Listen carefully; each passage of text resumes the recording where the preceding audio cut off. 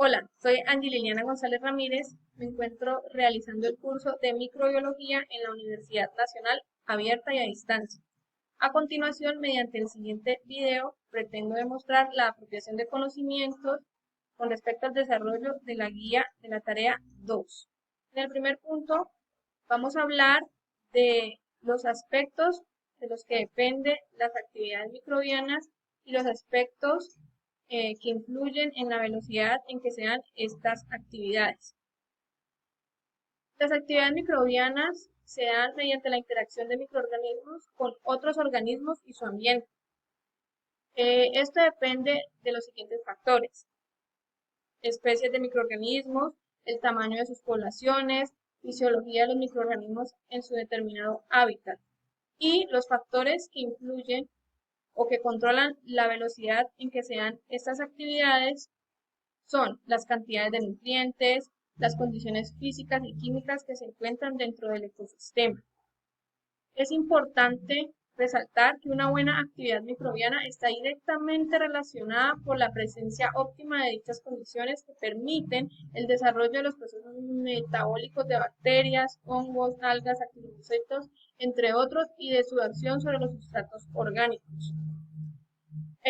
Tenemos entonces que tener en cuenta que podemos encontrar recursos y condiciones que influyen en el crecimiento microbiano en la naturaleza, ¿sí? Dentro de los recursos encontramos el carbono, el nitrógeno y otros macronutrientes y micronutrientes. Dentro de las condiciones encontramos la temperatura, la cual puede ser fría, templada, caliente, el potencial hídrico, que puede ser seco, húmedo, mojado, el pH, que puede depender de 0 a 7 o de 7 a 14, el óxido, micróxido, anóxico, la luz, que puede ser clara, tenue, oscura, y las condiciones osmóticas, el agua dulce, marina y persalina.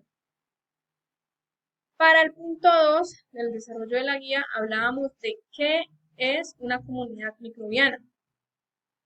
Entiendo por comunidades microbianas como grupos de diferentes unidades formadores de colonias que se encuentran en un mismo lugar o hábitat y que interactúan entre sí.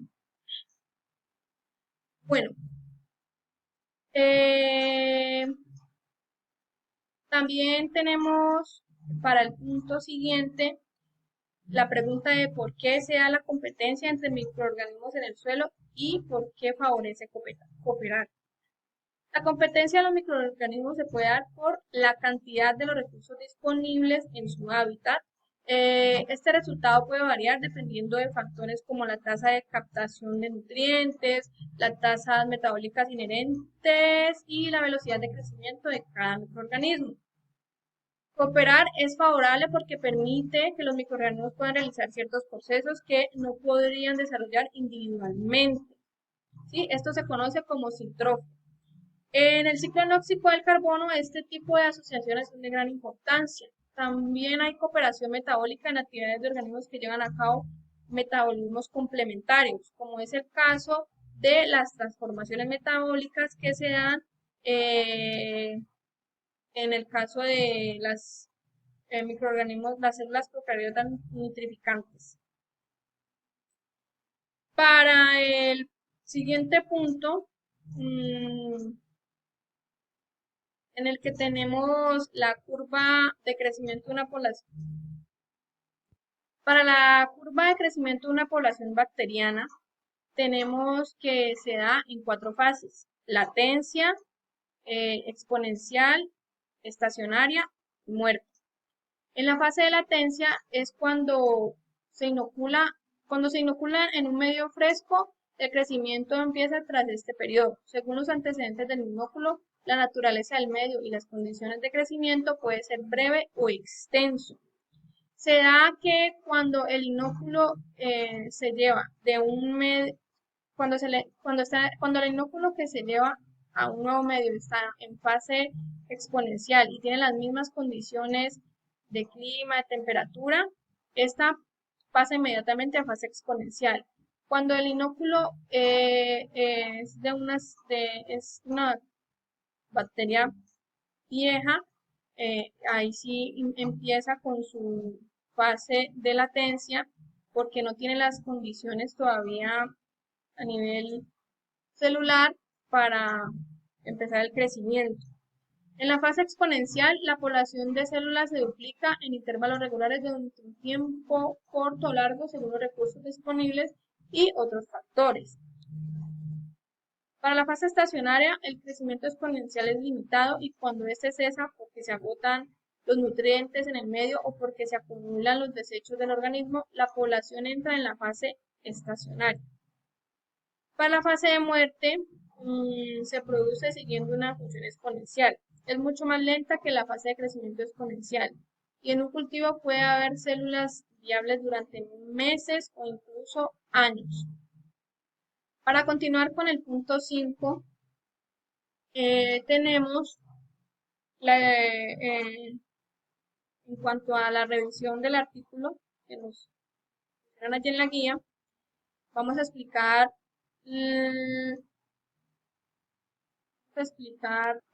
tenemos cómo los microorganismos pueden influir en la respuesta de las plantas a los cambios globales a través de 4 mecanismos. Estos son la modificación física del medio ambiente, la secreción de fitohormonas, la modificación de la expresión genética de plantas y la adquisición de nutrientes vegetales.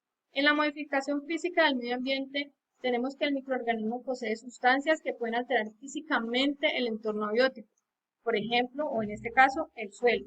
Se beneficia la estructura aumentando la capacidad para retener humedad. Esto favorece el aumento de la supervivencia de la planta en una época de tiempo seco, anómalo, ocasionado por el cambio climático. En la secreción de fitohormonas, los microorganismos secretan este tipo de sustancias que mantienen o ayudan a la función de algunas hormonas vegetales que se ven afectadas en su función por épocas extremas de sequía. Los microorganismos imitan estas hormonas vegetales proporcionándole estabilidad en las funciones de la planta y por lo tanto esta no se verá tan afectada por la adversidad. En la modificación de la expresión genética de plantas, los microorganismos pueden modificar la fisiología de una planta donde ésta aumente la tolerancia a factores adversos del cambio climático, como la salinidad, la sequía y la resistencia a metales pesados. En la adquisición de nutrientes vegetales, los microorganismos facilitan el acceso, en muchos casos limitado, de nutrientes a la planta mediante la fijación de nutrientes que la planta por sí sola no puede tomar y que el microorganismo descompone para que el mineral ya pueda ser absorbido por la planta. Por ejemplo, las bacterias fijadoras de nitrógeno y hongos ectomicorrizas que solubilizan el fósforo. Muchísimas gracias. Hasta la próxima ocasión.